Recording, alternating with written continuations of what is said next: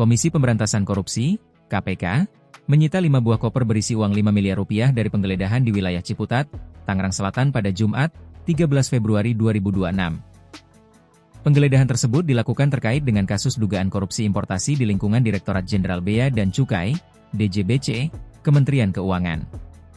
Hari ini penyidik melakukan penggeledahan di lokasi pihak terkait, di wilayah Ciputat, Tangerang Selatan. Dalam penggeledahan tersebut, tim mengamankan barang bukti 5 koper berisi uang tunai senilai 5 miliar rupiah lebih, kata juru bicara KPK Budi Prasetyo dalam keterangannya, Jumat. Budi mengatakan, uang 5 miliar rupiah yang disita penyidik berupa mata uang asing seperti dolar Amerika Serikat, AS, dolar Singapura, dolar Hong Kong, hingga ringgit. Selain itu penyidik juga mengamankan barang bukti dalam bentuk dokumen dan BBE, barang bukti elektronik, lainnya, ujarnya. Budi mengatakan, penyidik akan mendalami setiap barang bukti yang diamankan dalam giat penggeledahan ini. Sebelumnya, KPK menetapkan 6 tersangka yaitu Direktur Penindakan dan Penyidikan Direktorat Jenderal Bea Cukai, P2 DJBC, periode 2024 hingga 2026, Rizal, Kepala Subdirektorat Intelijen P2 DJBC Sisprian Subiaksono, dan Kasih Intelijen DJBC Orlando Hamonangan.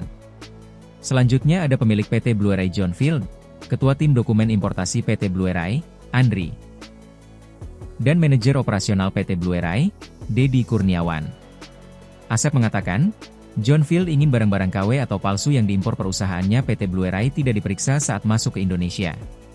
PT Blue Ray ini ingin supaya barang-barang yang di bawah naungannya, yang masuk dari luar negeri itu tidak dilakukan pengecekan. Jadi bisa dengan mudah, dengan lancar melewati pemeriksaan di pihak Bea Cukai, kata Asep dalam konferensi pers, Kamis, 5 Februari 2026, malam.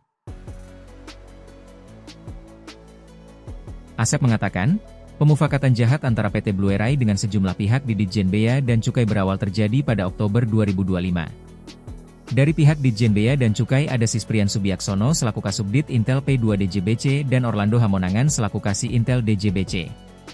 Sedangkan dari PT Blue Ray saat itu ada John Field selaku pemilik PT Blue Ray, Andri dari Tim Dokumen Importasi PT Blue Ray, serta Dedi Kurniawan selaku Manajer Operasional PT Blue Ray.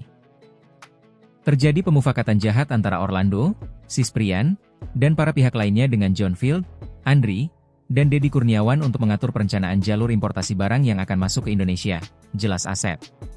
Padahal, menurut Peraturan Menteri Keuangan, Permenkeu, telah ditetapkan 2 kategori jalur dalam pelayanan dan pengawasan barang-barang impor untuk menentukan tingkat pemeriksaan sebelum dikeluarkan dari kawasan kepabean. Atas perbuatannya, terhadap Rizal, Sisprian Subiaksono, dan Orlando Hamonangan selaku penerima disangkakan melanggar pasal 12 huruf A dan huruf B UU 31 tahun 1999 Jo. UU nomor 20 tahun 2021 dan 605 ayat 2 dan pasal 606 ayat 2 Jo.